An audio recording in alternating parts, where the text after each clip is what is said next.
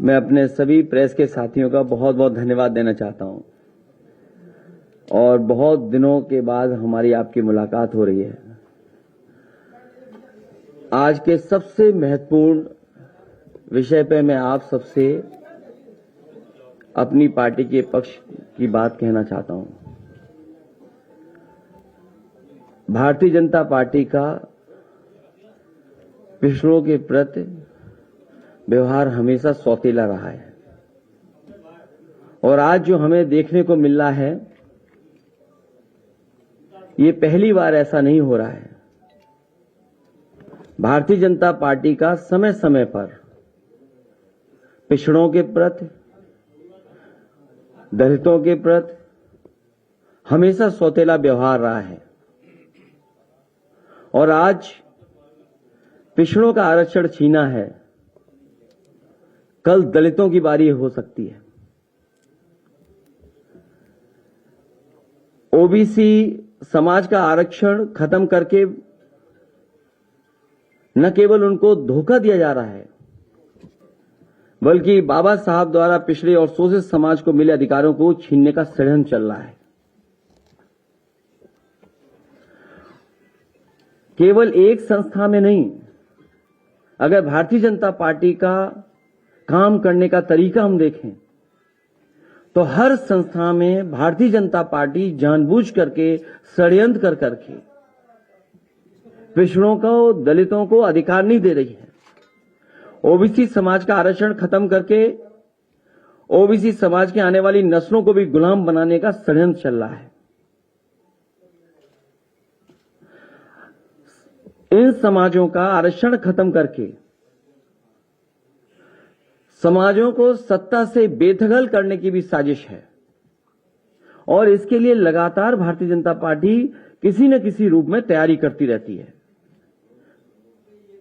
समाजों का आरक्षण छीन करके और खासकर ओबीसी, दलित, उनका आरक्षण छीन करके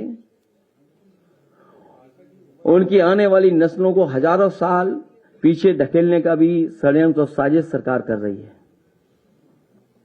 भारतीय जनता पार्टी समय समय पर पिछड़ों का तो वोट चाहती है लेकिन सत्ता में उन्हें भागीदारी नहीं देना चाहती। कोई न कोई प्रचार के माध्यम से कुछ लोगों को फुसला करके उनके बीच संदेश भेजने का काम, वोट तो लेना चाहते हैं लेकिन जब कभी उन्हें भागीदारी देने की बात आएगी तो भारतीय जनता पार्टी उन्हें भागीदारी नहीं देगी। ये जो सरकार आज भी बनी दिखाई दे रही है उत्तर प्रदेश में और दिल्ली की सरकार, ये पिछड़ों के वोटों से बनी सरकार है और इन दोनों सरकारों में पिछड़ों के लिए कोई जगह नहीं है और लगातार संस्थाओं में साजिश करके, षड्यंत्र कर करके कहीं न कहीं उस कगार पर समाज को पहुंचा दिया कि रिजर्वेशन के लिए भी एक रेवोल्यूशन हो जाए। इसलिए समाजवादी पार्टी और हमारी पार्टी के सभी लोग का मानना है कि भारतीय जनता पार्टी जब तक सरकार में है उनके अधिकार सुरक्षित नहीं है। और वो बात मैं दोबारा कहता हूं कि आज पिछड़ों का छीना है, कल दलितों का भी छीनेंगे। बाबा साहब भीमराव अम्बेडकर जी ने जो सपना दिखाया था, जो सपने देखे थे, उन अधिकारों को, हक को छीनने का काम ये सरकार लगातार कर रही है और केवल एक बार इनका सौतेला व्यवहार नहीं देखा।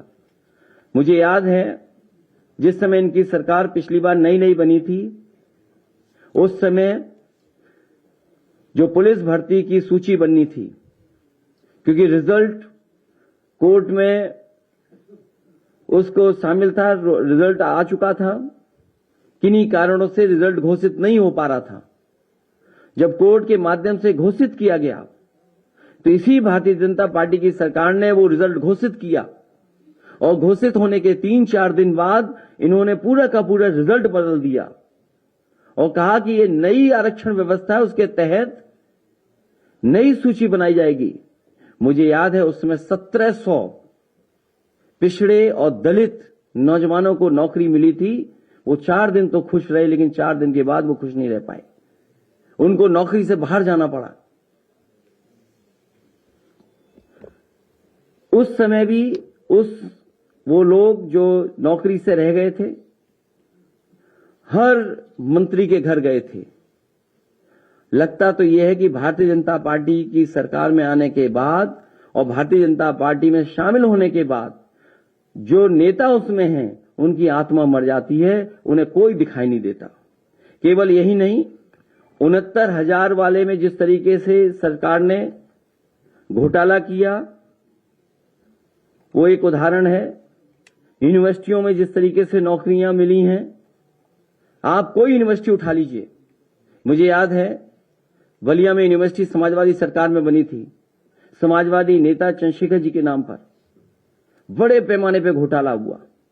बांदा यूनिवर्सिटी में घोटाला हुआ। अभी यूनिवर्सिटियों में जहां भी जिस संस्था में जो लोग बैठे हैं, बड़े पैमाने पे घोटाले हो रहे हैं और बड़े पैमाने पर पिछड़े और दलित लोगों के साथ भेदभाव हो रहा है। उन्हें जो हक और सम्मान और जगह मिलनी चाहिए, वो जगह नहीं सरकार दे रही। और केवल एक यूनिवर्सिटी में नहीं, पूरे उत्तर प्रदेश की आप यूनिवर्सिटियां उठा करके देख सकते हैं। एक बार तो इस सरकार ने आयोग भी गठित किया, एक कमेटी भी बनाई और कहा कि इसमें पिछड़ों की गिनती होगी। उस आयोग ने, उस कमेटी ने रिपोर्ट तो दी, लेकिन वो रिपोर्ट कभी सार्वजनिक नहीं की गई। और सरकार ने ये कहा, सरकार की मंशा ये थी कि क्लास 3 और क्लास 4 में कितने पिछड़े नौकरी पा रहे हैं, उनकी कितनी गिनती है उसमें। लेकिन सरकार ने अभी तक उस रिपोर्ट को पब्लिक नहीं किया, किसी की जानकारी में नहीं लाया गया।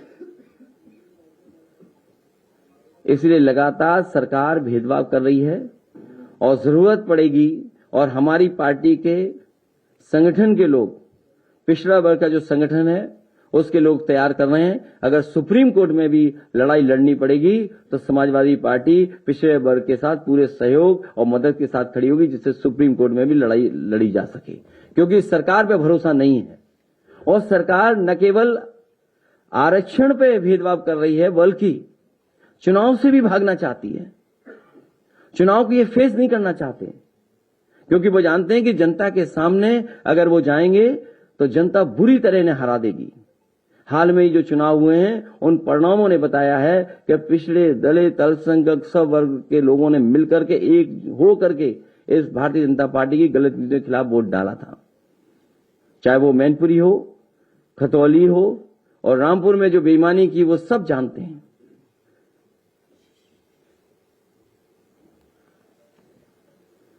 इसी तरह राज्य पिछड़ा वर्ग आयोग बना था 1994 में, उसको भी पूरा का पूरा समाप्त कर दिया सरकार ने। जो पिछड़े वर्ग को कुछ मदद मिल सकती थी आयोग से, उस आयोग को पूरी तरीके से सरकार ने समाप्त कर दिया।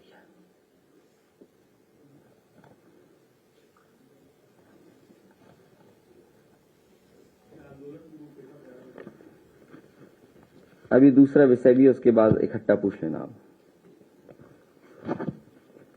मैं चाहूंगा कि अयोध्या वाले कुछ लोग हैं जो अपनी बात को रखना चाहते हैं।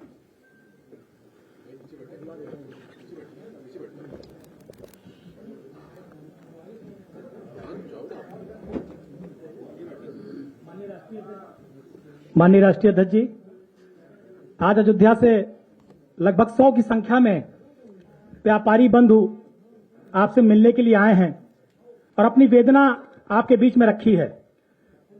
जब से भारतीय जनता पार्टी की सरकार बनी है, देश के माननीय प्रधानमंत्री जी से लेकर माननीय मुख्यमंत्री जी तक कोई चुनाव होता है तो केवल अयोध्या और प्रभु श्री राम की बात करते हैं। अगर अयोध्या और प्रभु श्री राम की बात ना करें तो मुझे लगता है इनकी जमानत जब्त हो जाए। मैं अपने मीडिया के सम्मानित बंधुओं से कहना चाहता हूं कि आप अयोध्या आकर देखिए, व्यापारी बंधु आए हुए हैं। नए घाट से लेकर और शहादतगंज तक 13 किलोमीटर बुलडोजर चलाकर दुकानों को, मकानों को तोड़ दिया गया। शाम को 7 बजे प्रशासनिक अधिकारी आते और कहते हैं आधे घंटे में सामान हटाओ। अगर आधे घंटे में किसी ने मकान नहीं खाली किया तो पूरा परिवार अयोध्या कोतवाली के अंदर और बुलडोजर पूरे मकान को तहस नहस कर देता है, दबा देता है। जो लोग 100 साल 150 साल से जिनका परिवार अयोध्या में काम कर रहा था, 1,50,000 75,000 रुपया मुआवजा दिया गया। मीडिया के सम्मानित बंधु, आप खुद सोचिए कि कई दशक जिन्होंने अपने परिवार को अयोध्या में गुजारा हो, मकान बनाया हो, दुकान बनाया हो, वो 1,75,000 1,50,000 में 1.5 लाख में कैसे अपने परिवार का जीवन यापन करेंगे? आप सोच नहीं सकते। ये वो व्यापारी बंधु हैं। मैं इस बात को अन्यथा लेने के लिए नहीं कह रहा हूं। जब चुनाव आया था तो हमारे अयोध्या के व्यापारी बंधु नारा लगाते थे, नून रोटी खाएंगे बाबा जी को लाएंगे, नून रोटी खाएंगे बुलडोजर की सरकार लाएंगे। इन व्यापारी बंधु ऐसा कहते थे। हमारे साथ भी नहीं थे, मैं खुल के कह रहा हूं, हमारे साथ भी नहीं थे चुनाव में। लेकिन आज मानवता के आधार पर, मानवीयता के आधार पर, उनके कष्ट और दुख के समय में राष्ट्रीय अध्यक्ष जी उनसे मिले, उनकी संवेदनाओं, उनकी बातों को सुना, और ये व्यापारी बंधु भी अपनी बात रखेंगे। मैं सबसे पहले भाई विजय कुमार जी हैं, मैं चाहता हूं 2 मिनट में आके अपनी बात रखें। ये अयोध्या के व्यापारी हैं, इन सबका मकान दुकान जा चुका है। बुलडोजर ने जमींदोज कर दिया इनके मकान दुकान और सपने और व्यापार को।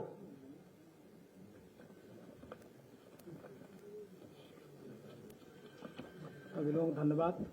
मैं अपनी बात यह कहना चाहता हूं। सबसे पहले हम व्यापारी हैं और हम लोगों को भुखमरा और बिल्कुल पूरी तरीके से हम लोगों को दुकान उजाड़ करके और बुलडोजर तोड़ दिया गया। इससे तो अच्छा सबसे बड़ी बात ये होती योगी जी और मोदी जी को, अगर उनको तोड़ना ही था, मुआवजा देना ही था, नहीं देते। उनको एक मिसाइल नए घाट से दागनी थी, योगी मोदी मिसाइल, और जाति शहादत कम तक सबको नस्ता नाबूद करती। उनको ना आदमी रहता और ना मुआवजा देने की जरूरत पड़ती। क्या जरूरत थी उनको मुआवजा देने की? मैं तो यही गुजारिश करूंगा योगी मोदी से, वो मिसाइल दाग दे, अयोध्या को पूरी ध्वस्त कर दें। न वहां आदमी रहेगा, न उनको बुलडोजर चलाना पड़ेगा। धन्यवाद। ये हमारे बीच में श्री हरेंद्र सिंह खरबंदा जी हैं। आप एसएसबी इंटर कॉलेज में केमिस्ट्री के टीचर रहे हैं, और आप सोचिए कि इंटर कॉलेज में केमिस्ट्री के टीचर और ऐसे टीचर अयोध्या फैजाबाद में रहे हैं कि सैकड़ों बच्चों को निःशुल्क पढ़ाया है, ट्यूशन की फीस नहीं ली है, किताब फ्री दिया है, और अपनी स्थिति आपके सामने बयां करेंगे। वेदना यह है कि अयोध्या वासियों के साथ और फैजाबाद के लोगों के साथ बड़ा अन्याय हो रहा है। सारा ध्वस्तीकरण हो रहा है। किसी को मुआवजा जो देना चाहिए वो ढंग का मुआवजा नहीं दिया जा रहा। विकास के नाम पर विनाश हो रहा है। बड़ी पब्लिक परस्त है। हम लोग बहुत स्वस्थ हैं और अधिकारियों से निवेदन है कि उसका फिर से मूल्यांकन करें, देखें क्या हो रहा है, और आप सभी लोग उसको सचेत करें, पब्लिक को बताएं कि क्या स्थिति ऐसी ही रहेगी। जो जिनके घर, दुकानें, मकान सब ध्वस्तीकरण किए जा रहे हैं, वो कहाँ जाएं बेचारे? उनके खाने पीने का कोई साधन नहीं, उनके रहने का कोई साधन नहीं, आकाश के नीचे पड़े हैं तमाम लोग। तो इस तरह सरकार का निवेदन है। और यहाँ तक कि फिर जमीन के बारे में कहते हैं कि ये पर्चा शुदा जमीन है जो कि सरकार की है, उसके आप मालिक नहीं हैं। जब मालिक नहीं तो उससे रजिस्ट्री क्यों कराई जा रही है? जो मालिक ही नहीं उससे रजिस्ट्री कराने का क्या हक है? इस प्रकार से सरकार से निवेदन है कि जो हुआ रहा है, जो हो रहा है, वो सही नहीं हो रहा, उसको ढंग से किया जाए। अगर करना है, विकास करना है, तो विकास के नाम पर विकास करें, ना कि विनाश करें। और विनाश में वही दुख होता है, जैसे अभी भाई साहब ने कहा मिसाइल दाग दें। मैंने भी यही कहा था पहले कि बम दाग करके सब कुछ खत्म कर दें, किसी की वेदना रही नहीं जाए। आप अपने मन का जो चाहें वो कर लें। तो जो गुरु जी ने बात कही है वो मेन बात यह है कि अयोध्या में जो जिन लोगों की जमीन पर्चाशुदा है, पर्चाशुदा जमीन वो जमीन है जिसको आप खरीद सकते हैं, जिसको आप रजिस्ट्री कराते हैं स्टाम्प देकर। अगर किसी ने पर्चाशुदा जमीन ली तो उसका पूरा स्टाम्प दिया, 3 लाख 4 लाख जितना स्टाम्प लगा दिया है। तो जब आपने सरकार को राजस्व दिया है, सरकार को आपने स्टाम्प देकर पर्चाशुदा जमीन ली है, तो सरकार को बाकायदा उसका मुआवजा देना चाहिए। लेकिन जिन लोगों की जमीन पर जो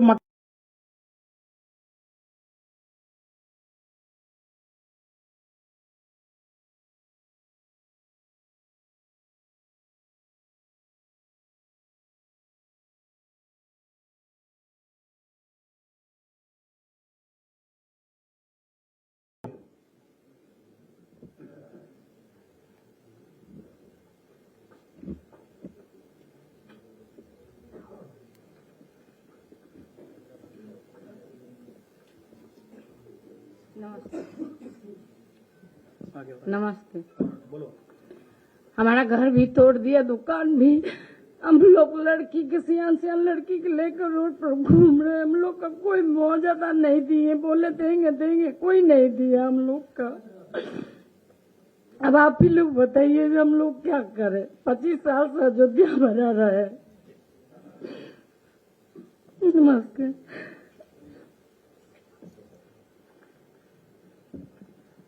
और मकान दुकान तोड़ दिया गया। उससे बड़ी विडंबना यह है कि जो योगी सरकार के अधिकारी हैं, प्रशासनिक अधिकारी, वो मुआवजे में पूरी कमीशनबाजी कर रहे हैं। मुआवजा जिसका बना भी रहा है, अगर 10 लाख का मुआवजा बना तो पहले तय कर ले रहे हैं कि 8 लाख तुम हमको दोगे। आप सोचिए कि कितनी अंधेर नगरी है जो प्रभु श्री राम की प्रजा है। राम के नाम पे राजनीति करते हैं, राम के नाम पे वोट मांगते हैं, और राम की जो प्रजा है उससे प्रशासनिक अधिकारी पूरी कमीशन खोरी कर रहे हैं। अगर 10 लाख मुआवजा बन रहा है तो 8 लाख प्रशासनिक अधिकारी ले रहे हैं। यह अंधेर नगरी अयोध्या में मची है। पंकज सर्राफ जी से चाहता हूं अपनी बात रखें।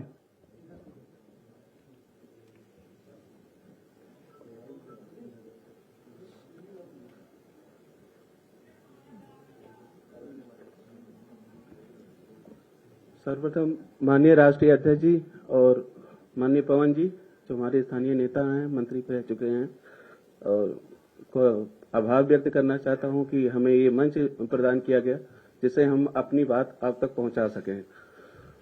आपको आश्चर्य होगा ये सुन के कि अयोध्या में जमींदारी प्रथा अभी भी लागू है। पूरे देश में 1956-57 में खत्म हो गया था जमींदारी उन्मूलन कानून, लेकिन अभी भी लागू है। कारण क्या है? वहां पे नवाबों की जमीन थी। नवाबों की जमीन को इकट्ठा करके नजुल विभाग बनाया गया और नजुल विभाग में 3 डिमार्केशन किए गए, पर्चाशुदा, पट्टाशुदा और काश्तकारी पट्टा, और इसी में पूरी अयोध्या बसी हुई है। अब इसमें हमारी कोई गलती तो है नहीं। जब अब मुआवजे की बात हुई है, जब डिमोलिशंस की बात हो रही है, तो हमारी कोई गलती तो है नहीं। हमारी पीढ़ियां वहां रह चुकी हैं। मेरी खुद की दुकान थी तो वहां पे 200 साल पुरानी, उसको डिमोलिश कर दिया गया। मुझे मुआवजे के नाम पे 1,60,000 रुपए दिया गया।